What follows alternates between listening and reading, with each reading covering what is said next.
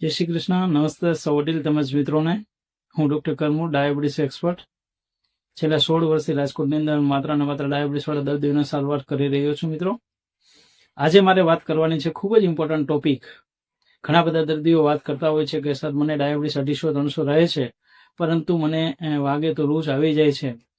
તો 250-300 ભલે ડાયાબિટીસ પડ્યું હોય તો મિત્રો ખરેખર આને સમજવા જેવી વાત છે.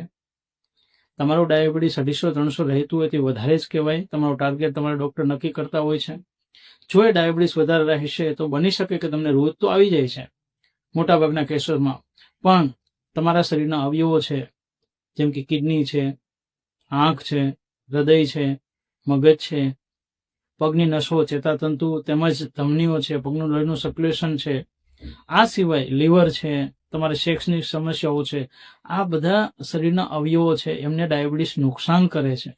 એટલા માટે તમને જે પણ તમારું ટાર્ગેટ ભૂખ્યા પેટે 130 જમીન 180 અથવા એનાથી ઓછું વધારે, અથવા 3 મહિનાની એવરેજ <7 અથવા તો જે પણ તમારા ડોક્ટર ટાર્ગેટ કરે છે તેને આપણે કંટ્રોલ કરવું જોઈએ. તમને રોજ આવી જતી હોય તો બી ડાયાબિટીસ વધારે રહેવા દેવાનું નથી મિત્રો, જેથી કરીને તમે જ્યાં સુધી જીવો 70-80 વર્ષ કે પછી પણ તમારી જિંદગી, ત્યાં સુધી તમને શરીરના અવયવોને નુકસાન ન થાય. Thank you.